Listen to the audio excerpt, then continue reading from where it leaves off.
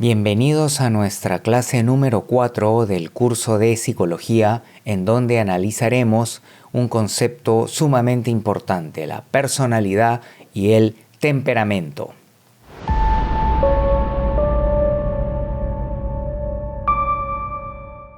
Hay un viejo dicho que dice, genio y figura hasta la sepultura.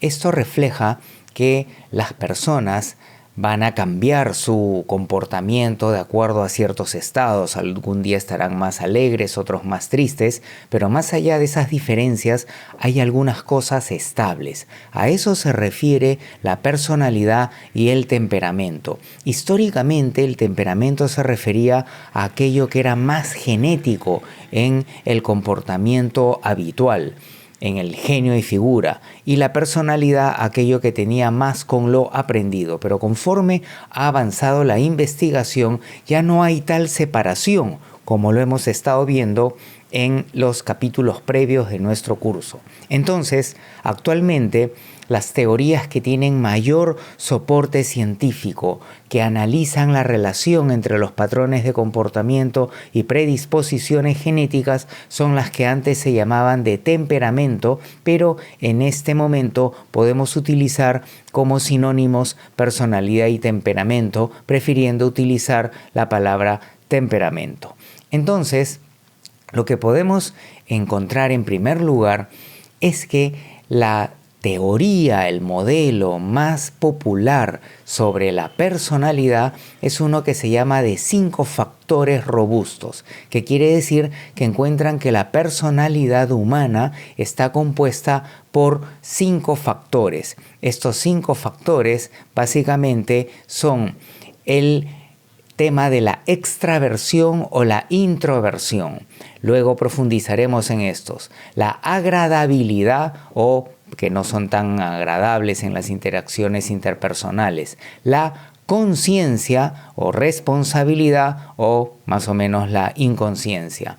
El neuroticismo o un afecto un poco más no neurótico y la agradabilidad y la no agradabilidad.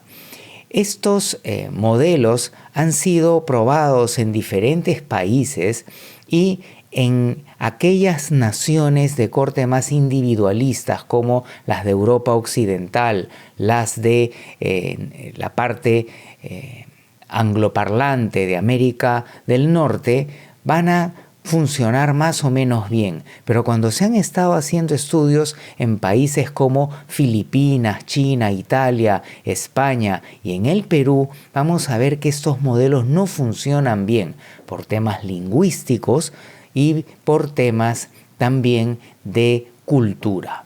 En el Perú, nuestro grupo de investigación ha estudiado la personalidad pero en poblaciones alejadas de esta influencia estadounidense y europea. Así fuimos a un corredor andino en donde la mayoría de personas no habían terminado la secundaria, incluyendo algunas muestras de la selva amazónica y de la migración hacia las zonas urbano-marginales en ciudades grandes del Perú.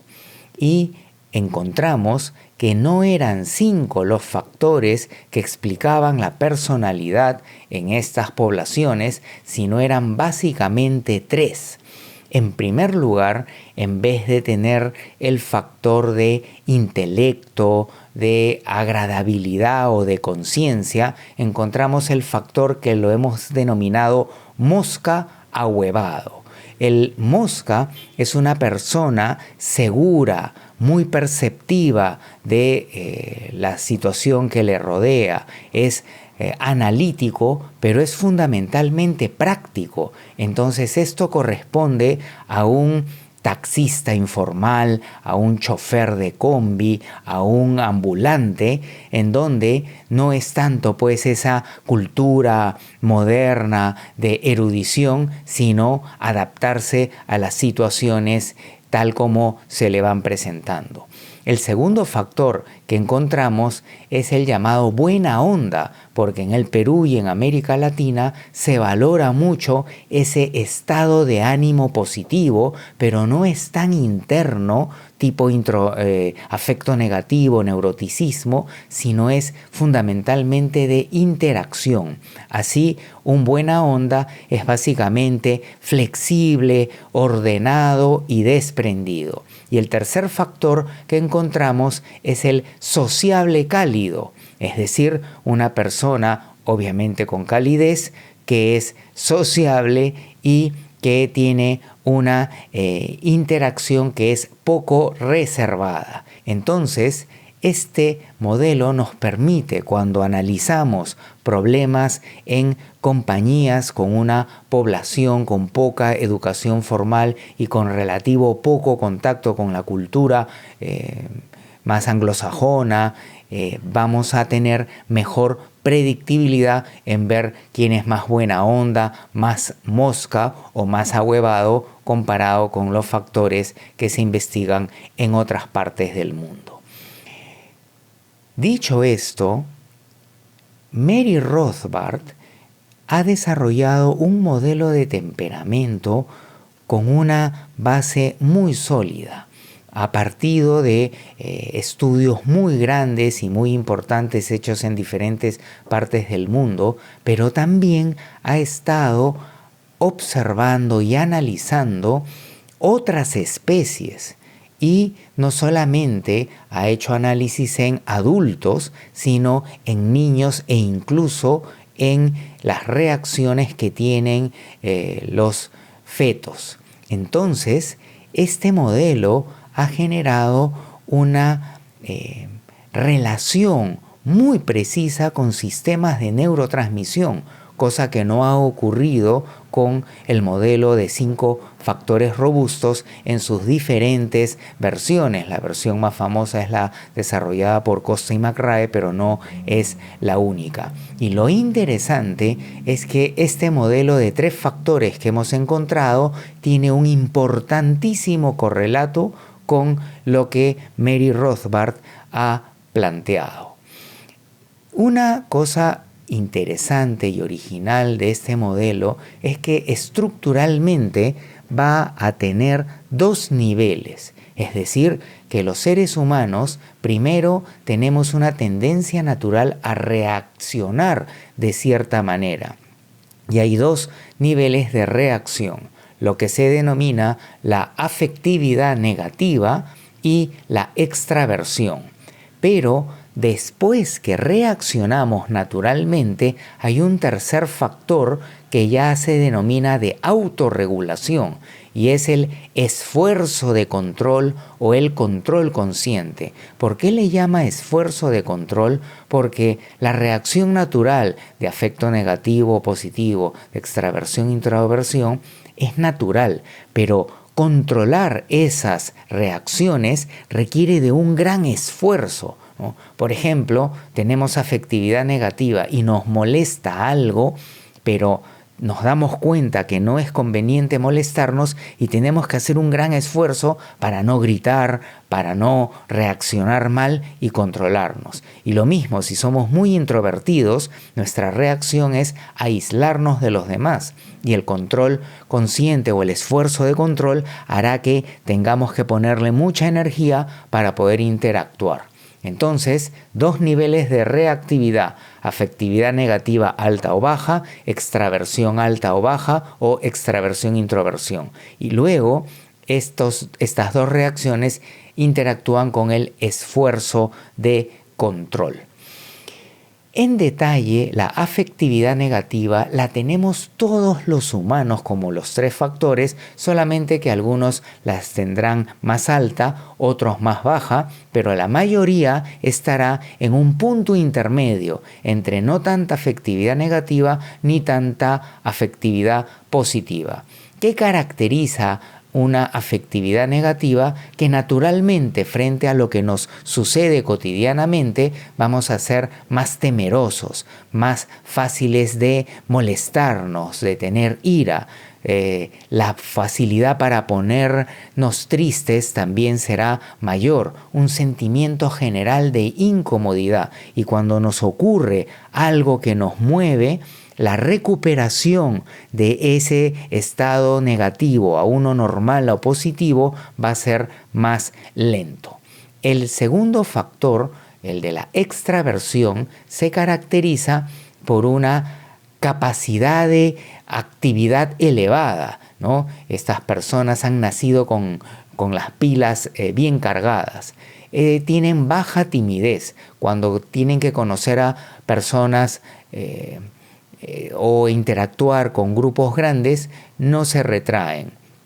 También suelen disfrutar placeres de alta intensidad, les encanta la novedad, son más proclives a sonreír y son impulsivos, reaccionan de manera rápida y ante el futuro reaccionan de manera positiva. Lo contrario, la baja extraversión o la introversión van a tener una actividad más discreta, no tienen las pilas tan puestas, necesitan periodos de descanso mayores, van a ser muy tímidos frente a personas desconocidas, les cuesta mucho trabajo interactuar, les encanta el placer de las cosas sutiles, tienden a no gustarle mucho la novedad. No son tan reilones, son un poco más melancólicos, no son tan impulsivos, son más reflexivos y tienden a anticiparse de una manera no tan positiva ante el futuro. ¿El extravertido es mejor que el introvertido? No. Hay adaptaciones para diferentes situaciones. Por ejemplo, a veces la reflexión del introvertido será mejor, pero en otras ocasiones la reacción rápida del extravertido será más conveniente. Y justamente esa es la gracia de que en una misma familia de padre y madre, los hijos tengan diferentes perfiles de temperamento y de personalidad, porque si todos salen igualitos, no hay complementación. Imagínense un equipo de fútbol que tiene 11 arqueros, o 11 defensas, o 11 delanteros. No va a ser un equipo en verdad. Pero si tiene defensas, delanteros, mediocampistas, arqueros, ensamblan bien y se complementan. Esa es un poco la lógica de las variaciones de temperamento y de personalidad. Entonces hemos visto las dos reacciones, el tema de la extraversión y del afecto negativo. Pero habíamos visto que nos falta un tercer componente, que es el de esfuerzo de control o control consciente. ¿Esto qué quiere decir? Que hay algunas personas que tienen mayor facilidad de controlarse comparadas con otras. Pero esto no quiere decir que alguien que tenga bajo esfuerzo de control, baja autorregulación, no se pueda autoentrenar, no se pueda entrenar para tener un debido control. ¿Por qué? Porque una buena autorregulación evita no solamente cometer crímenes, meter la pata, cometer errores, sino también está asociado a un mejor rendimiento académico, a un mejor rendimiento profesional y a mejores relaciones interpersonales y de pareja. Entonces, la persona que tiene un elevado esfuerzo de control va, en primer lugar, a tener una capacidad de atención. Se puede enfocar en aquello que tiene que concentrarse y cambiar la atención cuando lo tiene que hacer. Por ejemplo, en un salón de clases o en un trabajo hay personas que están escuchando un minuto y luego se distraen y eso no es conveniente para el estudio o el trabajo. Pero por otro lado, ¿qué ocurre? Que nos pasa algo negativo y tenemos que sacar nuestra mente de eso negativo y enfocarnos en otra cosa. Así, el esfuerzo de control puede controlar la atención, enfocarse en lo que necesita, pero también cambiarlo cuando es necesario. La segunda característica del esfuerzo de control es lo que se denomina el control inhibitorio, es decir, no reaccionar, sino planificar las acciones futuras que nos llevan a nuestras metas y suprimir, eliminar conductas que se desvían de ello. Por ejemplo, si tenemos que estudiar para un examen y tenemos la serie de Netflix, tenemos la conversación con nuestros amigos con sus cervezas más, entonces, si yo quiero enfocarme en aprobar un examen o en presentar un proyecto importante de mi trabajo, tengo que suprimir la respuesta inapropiada de irme a tomar con mis amigos o ver una maratón de Netflix en vez de estar trabajando o estudiando. Este control inhibitorio es obviamente importante. La tercera característica es la sensibilidad perceptual. ¿Qué quiere decir esto? Que hay personas que no se dan cuenta mucho de lo que ocurre. En contraste, una persona con un elevado control consciente detecta estímulos sutiles que les permiten tomar mejores decisiones. Pueden leer, por ejemplo, los rostros de las personas. En una lectura pueden ver no solamente lo más notorio en la redacción, sino aquello que está entre líneas, aquello que se sugiere. Y el cuarto elemento de este esfuerzo de control es lo que se denomina placer de baja intensidad. Pueden disfrutar de su trabajo, de su estudio, no tienen que estar pisándole el poncho al diablo, teniendo emociones intensas para poder pasarla bien. Hasta aquí entonces hemos visto este modelo que tiene una enorme investigación, tanto en neurociencia, en diferentes culturas, e incluso se aplica a otras especies. Es decir, no es solamente de una validez transcultural, sino interespecie. Pero queremos pasar a un siguiente nivel para ver cómo interactúa el temperamento con el ambiente. Y vamos a tomar como ejemplo una cuestión del ambiente, de la historia de vida, que es el estilo de crianza que tienen los padres. Hay niños, por ejemplo, que naturalmente se distraen mucho con las tareas del colegio. Pero si este niño que tiene este temperamento se combina con padres que tienen un estilo positivo, es decir, motivan, apoyan la atención de los niños, le quitan distracciones con cariño, no con mala onda, y lo refuerzan, lo premian cuando se está enfocando a la tarea que requiere hacer. Entonces, esta combinación de niño distraído con este estilo de crianza positivo, lo que va a lograr es un resultado de que el niño se adapta a las tareas escolares, a las relaciones sociales, etc. y cumple con eficacia las tareas en el colegio. Pero si este mismo niño pasa por un estilo de crianza de los padres negativo, por ejemplo, le gritan cuando no se concentra, amenazan con pegarle, va a tener un desajuste. Es decir, el niño va a sentir ansiedad cada vez que quiere hacer las tareas, va a adelantarse al miedo y esto va a hacer que se distraiga mucho más y que tenga más problemas en la escuela. Entonces, uno no nace determinado con el temperamento, sino que es una base que tiene sus ventajas y sus desventajas, pero con una crianza positiva, con amor y estructura de los padres, se saca lo mejor de las diferencias de temperamento de los niños. Así vamos viendo cómo existe una suerte de historia en la evolución que va a generar un genotipo humano. En ese genotipo tenemos los distintos tipos de temperamento que acabamos de ver, pero en la tómbola, en el sorteo genético, los hijos van a sacar distintos patrones de temperamento.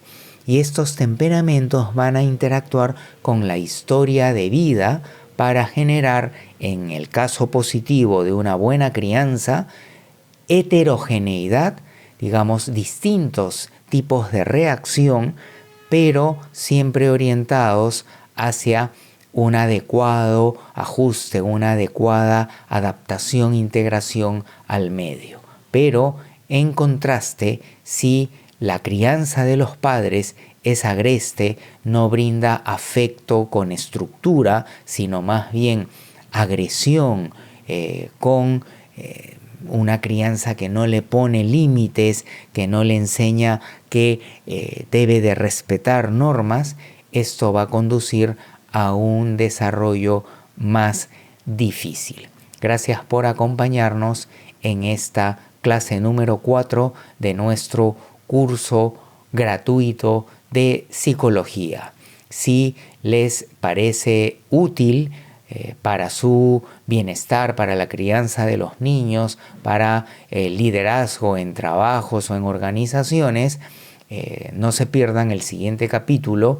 Este curso se va a mantener de manera gratuita, pero si gustan nos pueden dar like y pueden suscribirse a nuestro canal, que nos ayuda a seguir promoviendo información para el bienestar y el desarrollo de las personas, de las familias y de un país con mayor conducta cívica y con menos delincuencia y antivalores.